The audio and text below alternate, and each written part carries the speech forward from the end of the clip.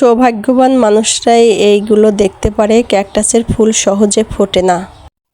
বিসমিল্লাহির রহমানির রহিম। আসসালামু আলাইকুম দর্শকবৃন্দ, কেমন আছেন? আশা করি ভালো আছেন। আমিও ভালো আছি। তো দেখেন, আমি বাড়ি থেকে যে আনছিলাম না মিষ্টি আলু, তো কয়েকদিন খাওয়া হয়নি, দেখিও নি। কি সুন্দর গাছ হয়েছে, মনে হচ্ছে মানে কি বলবো, ক্ষেত বা একটা বাগানের মধ্যে আছি।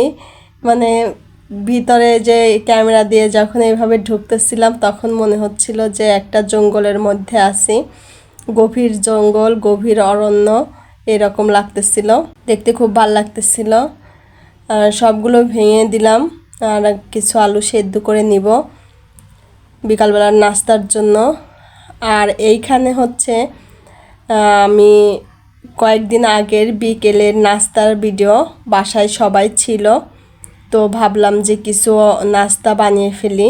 আর যেহেতু বাসায় আজকে সবাই আছি, আর এই নাস্তাটা সুন্দর করে খেলে সবাই মিলে ভালো লাগে। তো আমি নাস্তা কিভাবে বানিয়েছি সেগুলো দেখালাম না, সরাসরি একদম ভাজতে গিয়েছি তখন দেখালাম। আমি কিছু রোল বানিয়ে নিলাম আর আলুর চপ ভেজে নিলাম আর কিছু অন্ধন বানিয়ে নিয়েছি। বিকালবেলা সবাই মিলে একটু মজা করে খাবো। একটু ছোলা ছিল ফ্রিজে, সেটাও আমি ভুনে নিলাম। তো প্রতিদিন তো রান্নার ভিডিও দেখায় আপনাদের, হয়তো এক এক সময় মনে হয় যে আপনাদের বোধহয় রান্নার ভিডিও দেখতে ভাল লাগছে না, সেই জন্য আমি একটু চেঞ্জ করে ভিডিও দিব, আজকে দিলাম এই আর কি। তো ওই একটা বেগুনও ছিল, ভাবলাম যে একটু বেগুনও ভেজে নেই, নানান রকমের নাস্তা খেতে ভালো লাগবে এই আর কি। আবার সাথে একটু বড়াও ভেজে নিলাম। ভেজে আমি টেবিলে চলে আসলাম, রেডি করে টেবিল গুছিয়ে সবাইকে ডাকছি। আর আমি ভাজা পুরিটা খেতে খুবই কম পছন্দ করি, তাই ভাবলাম যে ওরা ভাজা পুরি খাক, আমারও ক্ষুধা লেগেছে, একটু ভাত খেয়ে নেই। আর এখানে হচ্ছে আপনার যেহেতু এই ভিডিওটা করেছিলাম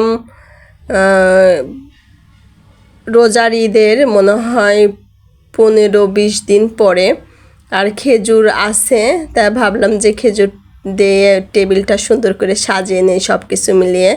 আর ফ্রিজে পিঠাও ছিল কয়েকটা, মাংস যেহেতু রান্না করা হয়েছিল তাই ভাবলাম যে মাংসটা গরম করে পিঠাও গরম করে দেই, ওরা সবাই মিলে মজা করে খাক, সব কিছুই অল্প অল্প করে একসাথে মিলে খেতে ভালো লাগবে।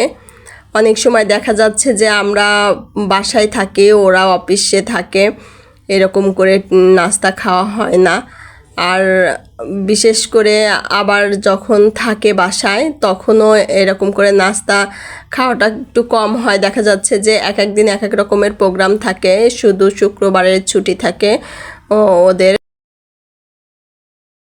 এক এক দিন দেখা যাচ্ছে আমি কারো বাসায় যাচ্ছি আপনাদের ভাইয়ার সাথে, বা দেখা যাচ্ছে যে বা কেউ এরকম আসলো আমার বাসায়, এরকম কিছু না কিছু ডেটের থেকেই যায়, যার জন্য বাসায় একটু অনেক সময় কম থাকা হয়।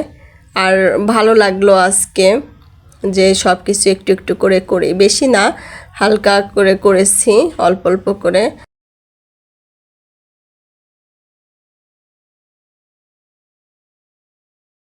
আর আমি কচুর শাক রান্না করেছিলাম, আর কচুর শাক দিয়ে ভাত খেতে আমার খুব ভাল লাগে, তো আমি কচুর শাক দিয়ে ভাত খেয়ে নিচ্ছিলাম। যেহেতু বিকেল বলতে আসরের নামাজের অনেক পরেই, তো ভাবলাম যে রাত্রে একদম খেয়েই উঠি।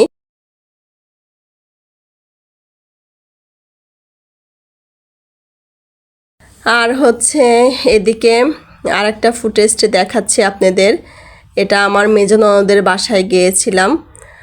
দুলাভাই গাছ এত পছন্দ করে, এর আগে আপনাদের একটা ভিডিও দিয়েছিলাম গাছের।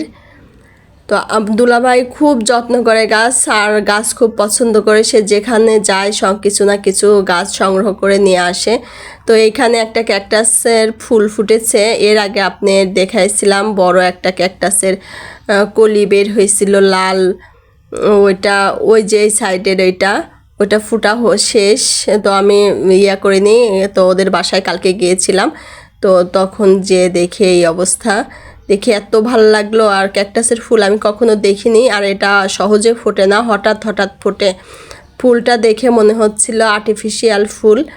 আর আপু চাকরি করেও ঘর এত সুন্দর করে গুছিয়ে রাখে, আর সব কিছুই দুলাভাইয়ের জন্যই হয় আর কি। দুলাভাইও গুছিয়ে রাখতে পছন্দ করে, যার কারণে আর কি সবাই মিলে গুছিয়ে রাখলে কিন্তু ঘর গুছানো খুব সুন্দর হয়। আর নিজের ফ্ল্যাট থাকলে তো কোনো কথাই থাকে না।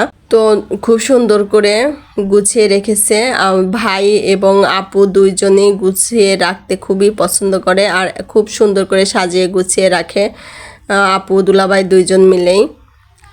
খুব পরিপাটি, খুব ভালো লাগে দেখতে।